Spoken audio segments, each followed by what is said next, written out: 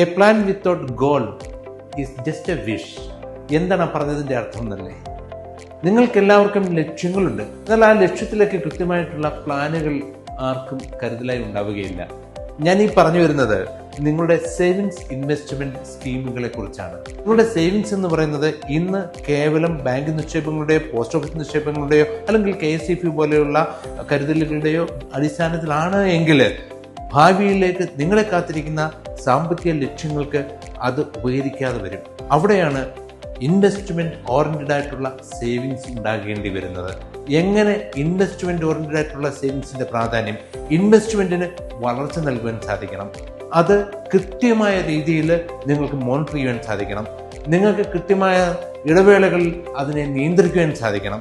കൃത്യമായ സമയങ്ങളിൽ അതിൻ്റെ ഫലം നിങ്ങൾക്ക് എടുക്കുവാൻ സാധിക്കണം. അങ്ങനെയെങ്കിൽ ആ ഇൻവെസ്റ്റ്മെന്റ് എവിടെയാണ് സാധ്യമാകുന്നത്? മാർക്കറ്റ് ലിങ്ക്ഡ് സ്കീമുകളിലാണ്. മ്യൂച്വൽ ഫണ്ടുകളിലും യൂലിപ്പ് ഇൻവെസ്റ്റ്മെന്റുകളിലും ദീർഘകാല ഗ്യാരണ്ടീഡ് ഇൻട്രസ്റ്റ് നൽകുന്ന ഇൻഷുറൻസ് കൊണ്ടതായിട്ടുള്ള സ്കീമുകൾക്കും അത് നിങ്ങൾക്ക് പ്രാധാന്യം ചെയ്ത് നൽകുവാൻ സാധിക്കും. ഈ വൈവിധ്യമാർന്ന ഈ നിക്ഷേപ മാർഗങ്ങളെക്കുറിച്ച് മനസ്സിലാക്കുവാൻ നിങ്ങൾ കോൺടാക്ട് ചെയ്യുക.